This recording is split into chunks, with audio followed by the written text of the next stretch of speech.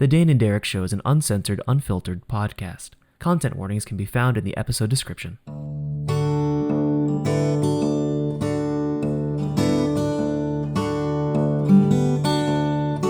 Hey everybody, welcome back to Dane and Derek. My name is Derek, and I make a lot of movies and play a lot of tabletop games. And joining me, as always, is my good friend, Dane. Hey, I'm Dane. I write. I'm a soon-to-be law student, and I love music and tabletop RPGs, podcasts, art in general, philosophy, history. I like lots of stuff. Yeah, Dane's I'm in what a you would mood. call a man of society. A Renaissance man? A Renaissance man. Yes, indeed. A Renaissance man. Yes, I wear that funny ruffly collar around the... Yep. Is that a Renaissance thing? I don't know. You write with a sounds quill funny. and ink. Indeed. On parchment paper. Yeah, I'm kind of like high energy. I don't know if you guys can hear it, but like I've switched to like a standing recording situation, and I'm like dancing right now. I'm doing like a hip side to side thing. It's very like Are you freeing. flossing? No, I don't know how. But like I'm just doing a me dance. It's kind of a dumb white guy dance. But That's the thing great. about it is I'm finding that standing while recording and playing tabletop RPGs online is like giving me more energy while I do it instead of like sinking in. That's good. Yeah, and I think I was telling you earlier that like I kind of got the idea from the old days of us playing like tabletop RPGs at Ryan's house, and Yeah. because like when I DM'd, I'd be like standing at the end of the table, like I never sat down. Mm-hmm. You know, and I was like, how do I recapture that feeling? I was like, maybe it was the standing. I don't know. But yeah. Speaking of RPGs, Speaking of round RPGs, two. Yeah, round two. 2 for 2. 2 for 2. As we alluded to last week, this week we are talking about mastering the one shot. Which, yeah, it's a lot. It's tricky. It's fucking tricky. Yeah. For those who don't know, a one shot is basically ideally an adventure you start and finish in one session of play. Whether that's a 1 hour session of play or an 8 hour session of play, you know, it varies group to group. I'd say for the purposes of this, a one shot is probably more than 2 hours and less than 8 hours. Probably, yeah. Probably closer to like 4 to 5 hours. Yeah, that's kind of the idea. So I will admit, on the whole, I am not super good at one shots. I tend to overestimate what my players are capable of. And so I will lean towards like I will get up to like the 6-7 hour range by mistake. Mm-hmm. And like we talked about last week, sometimes people will talk about one shots and kind of like to discuss them as being like a single adventure period. Like they'll just be like, this is just a one time, like these characters are going this one adventure, the end. Which could take place over a couple sessions. So we talked about a time I put you guys in like a weird purgatory world. I think the adventure where we were playing, it was a module your dad ran for us where we were playing in sort of a Asian inspired world. It was like a one shot that we did over two sessions. Days. Yeah, 2 sessions. And we did the original Strahd over 2 sessions. Yes, also over 2 sessions. Wow, we played a lot of classic D&D that summer. We did. It was fun. Yeah. But one shots. I mean, I feel like a lot. What was that? Oh, I will say I tend to do better if the game itself is built to be a one-shot game. So like games like The Quiet Year, games like Follow or Fall of Magic, those I tend to be able to facilitate because those are GM-less games running much more smoothly. But that's because the mechanics reinforce it, right? Like I think the trickiest thing about a one-shot is that D&D and like the games that are offshoots of it, because of like their level progression systems and all of this stuff, almost encourage long form play. Correct. I don't know if you agree with that. I do agree with that. And that's why I think like mastering a one shot is really difficult to learn. And just because you see people do it doesn't mean you should feel bad about yourself. Like it takes a long time to learn how to even like compress an adventure, because that is the thing. It's a one shot isn't necessarily like you have a really good adventure that can be played in 4 to 5 hours. It's Yeah. a you have the sort of offhanded acquired knowledge of, oh, I need to cut these three encounters so the party can get to this thing before we have to go in an hour. It's Right. a lot more of that thinking, which is very different than traditional kind of GMing and playing the game. Yeah, Uh, it's also taking into account stuff like how long is character creation going to take? Should I make yeah, pre-generated characters for them and just exactly. let like do we roll like what do we do? Like right cuz you also have to factor in that like not everybody's going to show up ready to play, or are you going to ask everybody to show up being like moment you sit down we're starting. Like right? Like, Yeah, you know? exactly. And that's where I think it gets difficult. But as someone, I really like running one shots.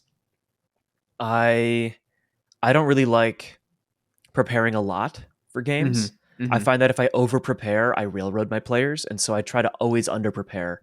And in a way that has made me a lot better at doing one shots because I don't like preparing a lot. um, but to that point, I think like there are kind of like there's a handful of things I think you need to make a good one shot, Mhm. and they are a small group of players, like 5 people or less. Yeah. Um, a time window. You need to know your time window ahead of time, Mhm. and everything you think they will do, you need to cut it in half or sometimes three-fourths of it out. Is the general rule I use. Yeah. Like, if it's a 5 person party and you have 4 hours to play, they're probably going to spend an hour getting to know each other. They're probably going to spend an hour going to the dungeon. And then that leaves you like 2 hours to get through the dungeon. So one of those hours needs to be just like the traps and the getting through the dungeon. And that last hour can be the boss fight. Or sometimes you realize, like, okay, maybe I need 2 hours for the boss fight. Therefore, they need to spend 40 minutes knowing each other and 30 minutes going through the dungeon, which gives me roughly an hour 40 for the final boss fight. Like you almost have to you almost have to think about it like writing like an episode of television in a It's time way. management. Yeah. Yeah, it is 100% time management when it comes to running a one shot. And it's also like in a one shot, you have to prep your players with, hey, this isn't going to be the game where your character avenges their like dead sibling or something, right? Yeah.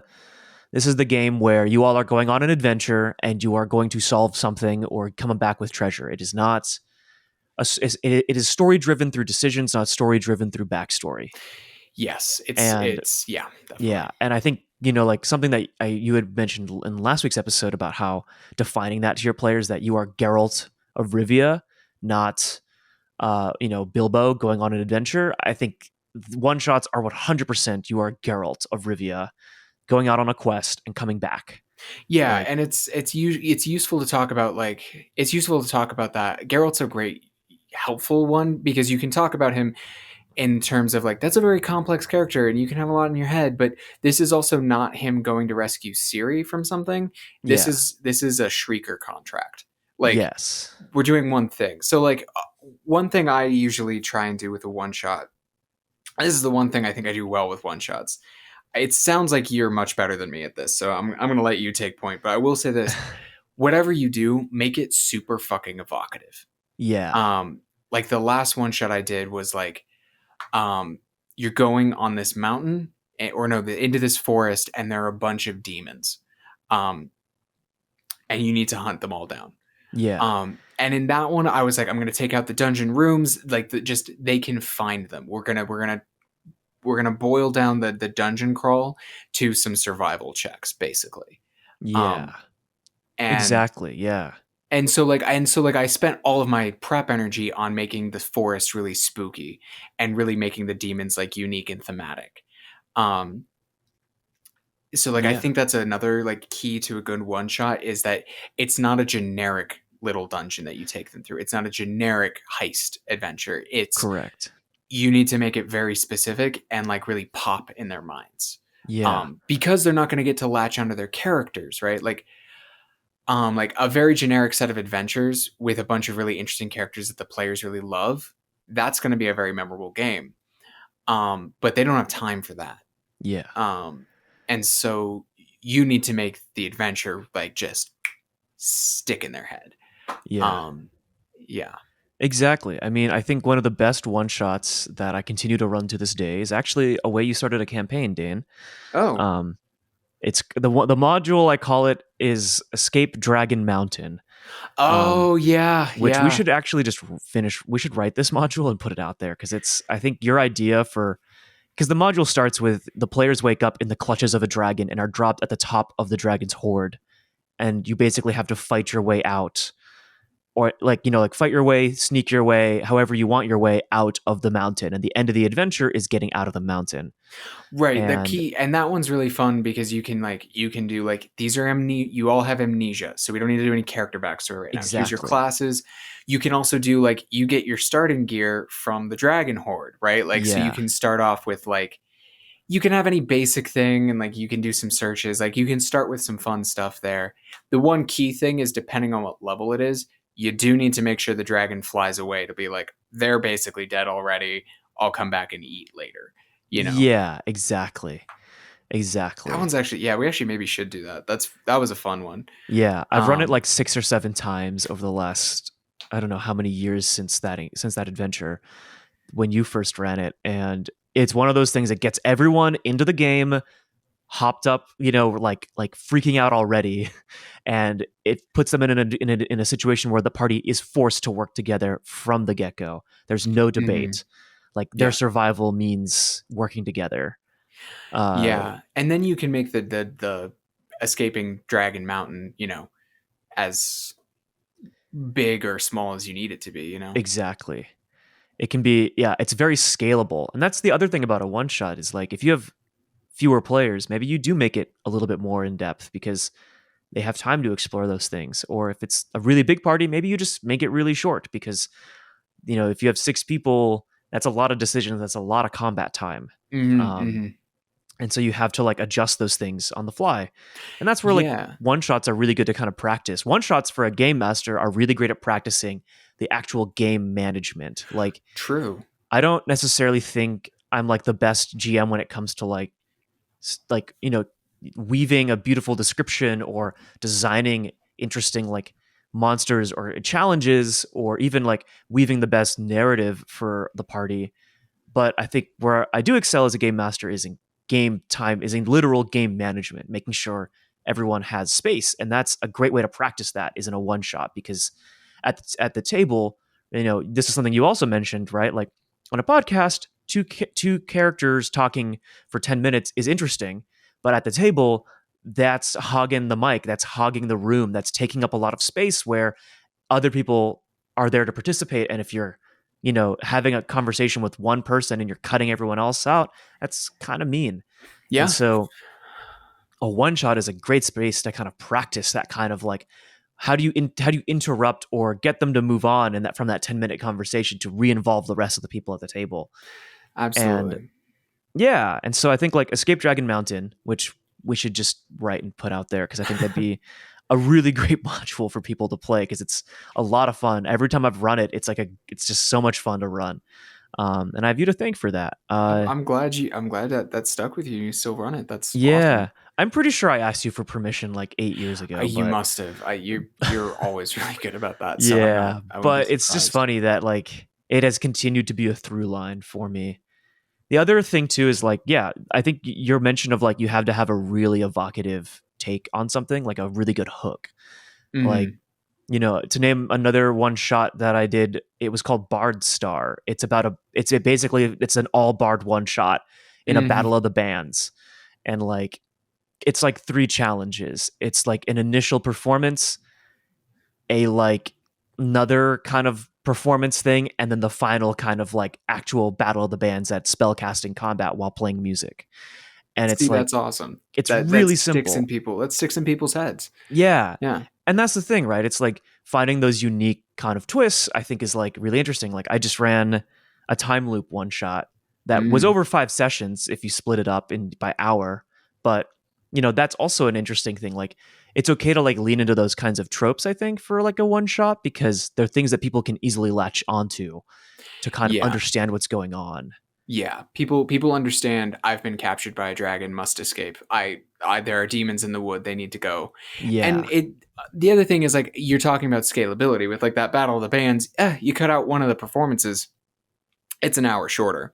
Yeah, You know, like exactly. and that like that's the thing that I'm thinking about. Like with that demon one, most of that was really good, and I did manage to keep it to one session. But I was like, in retrospect, I think 3 demons was one too many.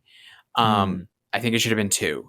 Or even you could drop it down to 1, you know, and then have like minion demons instead of like 3, Yeah. like, or you could like beef that back up. Yeah, Like or if maybe you it's wanted. like yeah, or maybe one of the demons is not as powerful as the other ones, right? Or Exactly. Yeah. yeah, there's Um, it's a the one shot exercises your ability to scale the game for sure. right. Yeah. And like, I also think about one shots um, as sort of these like this like sort of like distillation. Like, how do Hmm. you get across certain things? Right. Like the other Yeah. thing you need to realize what to cut is like, what mechanics am I going to cut? Because Yes. you know, like in your Battle of the Bands one, like, all right, so we're cutting a lot of combat for the most part until we get to the end where we're slinging spells at each other. But I don't think anyone's going to deal with flanking, for example. Um, Yeah. you know, Yeah. or and so like I also think like one of the ones that almost always flies right out the door when I do a one shot is rest rules. Like just gone. Nobody's taking a rest. We're not wasting our time on that. Like Yeah. if you had 20 hit points when you started this game, that's all you're getting. Yeah, unless Hmm. you have a healer in the party, they might give you some back. But like, you know, um, Yeah. so like Yeah. it's a tricky thing. So I have a question for you. What do you think of as a like this is kind of going on beyond like the traditional one shot into like the realm of like um single adventure campaigns, which I would Yeah. describe as like anything that is I think 5 is near the very extreme end. It's like when the sessions are 2 to 5 sessions long. Mm. Um, and when you get to the end of it, it is complete, though. Yeah. Um, do you consider those one shots, or do you consider them their own thing? Hmm. Because I I have heard people call them like one shots because it's just the one adventure. Yeah, I mean, like you could be like, yeah, it's a one shot in 4 parts, Yeah. which I think is like the probably the proper way to phrase it. Hmm. I do think there is like a difference. So I would call that more of like an arc. Totally. You know, Totally. like I think like calling it an arc because it's like yes, it is like one adventure, but it is one adventure over a span of time that is longer than the single session. I think the true Yeah. distillation of a one shot is one session, one adventure. Totally.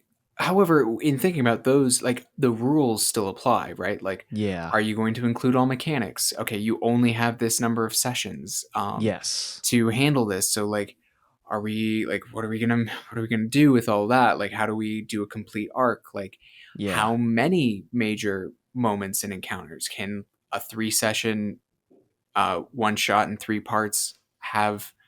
Is there enough room for 2 dungeons in that, or is it only one but it's just a lot longer, or any number of things, right? Yeah. Which kind of speaks to like when we were talking about the distillation is on some level as a GM you kind of should be thinking about these things from the start, no Yes. matter the size of whatever you're doing. um 100%. you know, like something I often think will trip up GMs is like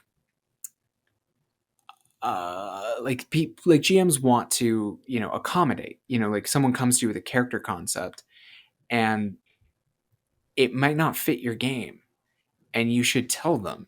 That's a less extreme version of being like, here are the 5 characters I have pre-built for people. Feel free to name them, give them whatever you want. We can talk about moving a couple skills around, but here are the 5 for the 3 of you. Pick whichever ones amongst yourself. That's one Yeah. that's very extreme. And that's really important for like a one shot, right? Because that cuts down on character creation time by a lot. Yes. Whereas like, but if you're like, we're doing a heist campaign, no, you cannot play a lawful good paladin. Sorry. Like, sorry. Like you can't. Like you're not gonna Yeah. like, do you want to play kind of a chaotic neutral paladin or a neutral paladin who's like a paladin for the god of trickery, I'm there. I'm there for you to Yeah. do that. But like, no, you cannot do this. You're gonna like, it's not gonna work. You know. Yeah. And like I recently made that mistake with a long-term campaign where someone came to me with this like character who was very involved with like social stuff, like it was nobility and things. And it was like, this is a campaign about a caravan. Yeah. I don't know if this is gonna work out, but I wanted to be accommodating. So I that one it worked out, but it would have been a little easier if I'd been like, hey, this character concept's great. I don't think this is a campaign for it. You should hang on to that. And like next Yeah. chance you get to play it, you should do it. You know, Yeah. that should have been the way. But like what I'm saying is like the one shot teaches you all of these things, right? Of like Yes. what is their space for? What is their time for? Um and like there's a danger because one shots tend to be kind of railroady. Um Uh-huh. or they seem that way because like what I always think about is like it if you're doing it right, it's all sandboxes, and a one shot is just a very small sandbox. Let them do whatever they want in the sandbox, but like everyone kind of agreed that we all are going to stay in this sandbox because we have 4 hours. You know, Right. Yeah. like how big is your sandbox? You know, Mm-hmm. um, and if the answer is just it's the whole world that we're all agreed to be playing in, like if you're like we're just playing in the world of Greyhawk and that is the size of our sandbox, like okay, that's a lot. And Yeah. we're assuming we have a lot of time and all of Uh-huh. this, but like if you understand that you have that time, then you can do those things. But it's unfair if you don't to expect that, either as a player or as a GM, Yeah. right? Like do not bring if you get to have if everyone's like I think I can do 3 or 4 games in the month of July and then you show up to them with the whole world of Greyhawk, that's not fair, right? Yeah. You need to like spread it out. Like you need to like you always need to be asking these questions. It's just with the one shot it gets so extreme. Yeah. You know. Yeah. It gets really extreme and, for good measure, like I think like the only probably the most off the rails one shot we ever played was the one with you, Sam, and Will, where the three of you like ended the world. Yeah, that one was bonkers. That one was bonkers. But that was like basically we all agreed to play villains Yes. and we all basically decided that we were gonna it was just a series of like ever increasing fights against like really good creatures like angels and gold dragons and shit, right? Like Yeah. and And so it was eventually a Tarask. yeah, it was basically just us fighting things. It was very much like a battle anime almost. Yeah. But that's a structure for a one shot, right? Like that's a Hmm. structure. Yeah. Um And that like was, and that's a great example of something where I had an entire one shot prepared already, but the three of you came to me with something all in agreement of something different.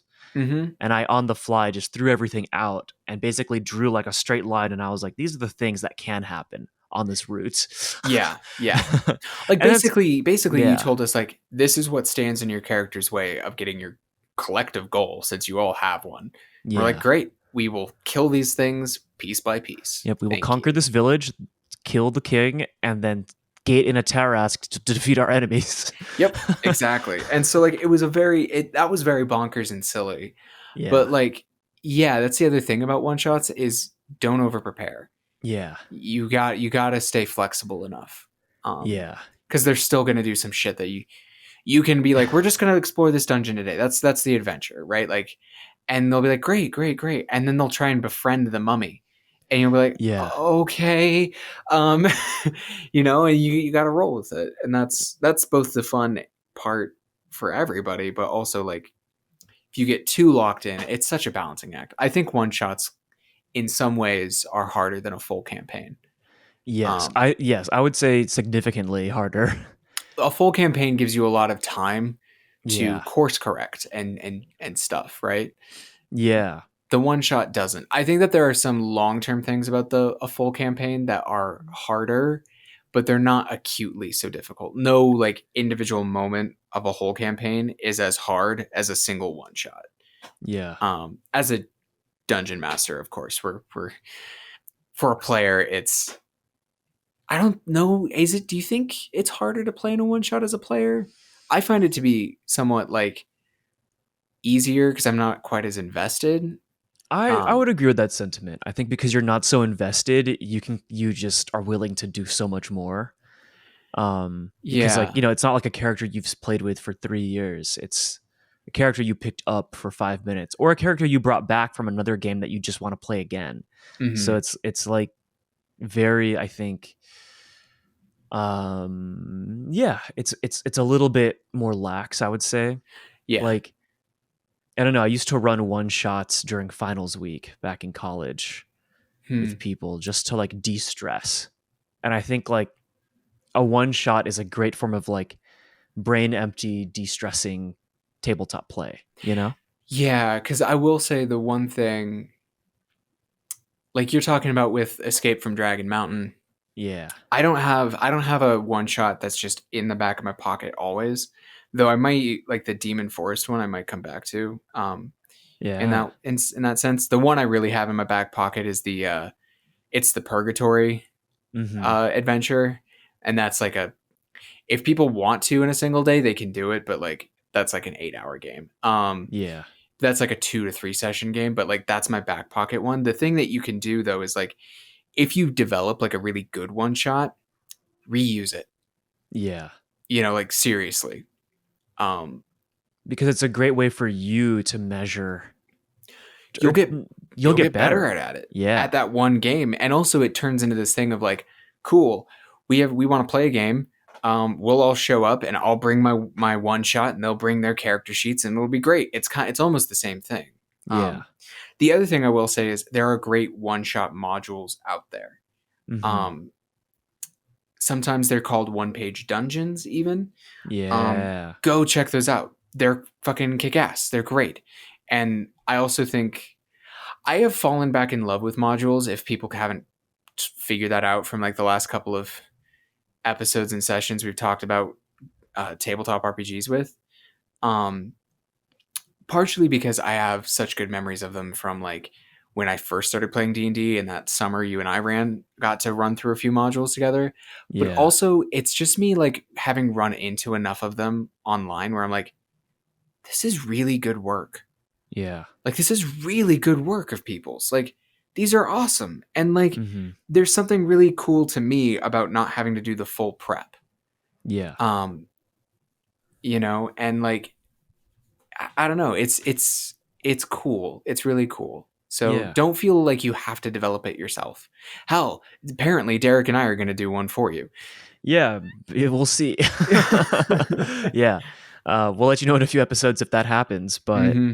because I think it's one of those things where at one point in my life, I really wanted just to write modules, just as like a hobby, like one shot modules, just because like I think like I don't know, like 8 years ago, 7 years ago, 6 years ago, I had a hard time finding good one shot modules because the kind of focus from like official material was shifting towards campaign modules. True.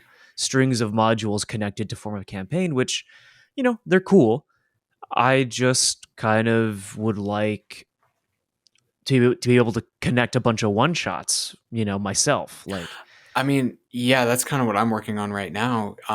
Because the 5e from Wizards of the Coast, the Ghosts of Saltmarsh oh and yeah, Tales of the Yawning Portal, those are just they're like basically just classic modules, like single adventure modules. I don't know if I'd go so far as to call them one shots. A couple of them are definitely one shots. Others are like, yeah, this is like a 2 or 3 session adventure, but they're disconnected. yeah, Because they're pulled from like the whole history of D&D. It's like that's where like the Tomb of Horrors came from, for example. yeah, And and basically it gave me like almost 20 adventures to like look at, and I was just like, okay, I'm gonna take these 8, um, and I'm gonna throw them into a vague our version of Greyhawk, and yeah, they'll get to hang out and have a good time, and these go on adventures, but they're just adventures, and so like the campaign is what the players do. It's not them fulfilling their backstories. yeah, Yeah. exactly. Yeah, and to that point, Dane, I think I figured out what a one shot over 4 or 5 parts is. Ooh, tell me. It's a module. Yeah. Yeah, it is. Yeah, yeah. It's a one shot, a module, and a campaign. Yeah. Yeah. And I will say this: there are also great games out there that are kind of one shot games. Yeah. I like Our Mundane Supernatural Life, Fall of Magic, Quiet Year. These games are very much in the role playing realm. They're about telling stories together with your friends, and they're designed to be played in one sitting, basically. And those games will also really help you if you're looking to do this. If you don't want to run it through 5e, I will say, on the other hand, I do not find them as relaxing as a one shot can be, especially Yeah. as a player, because suddenly the responsibility is spread out amongst everybody and everybody's Uh-huh. trying to tell a story and get really invested and do all this stuff, as opposed to we're doing an adventure together. Hooray. Yeah, you're killing a bunch of monsters, finding a bunch of treasure, talking to a bunch of people. Yeah. You So know. yeah, I think that those are great. The downside being that suddenly that is very much a role playing night. Yes. And that can get very intense. Yeah. In a way that, like, just to go back to the old thing at this point, escaping Dragon Mountain might not be, Yep. Exactamo mundo. Mm-hmm. And with that, I think that's a pretty good point to end today's episode. I think so too. I think we did it. Yep, we did. Yeah, we kept High it nice five. in the pocket. Yep. Yeah. Cool. So everybody, you can follow the show at Dane and Derek everywhere, and you can see what movies I'm watching on Letterboxd. And there's also there's also links to my work, not works to my links to my work on my Letterboxd. You should definitely go check that work out. Derek just got screened at, what is it, 4 different film festivals? Yeah. Yeah.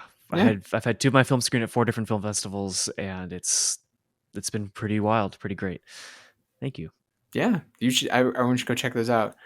You can find my work at danewrites.com.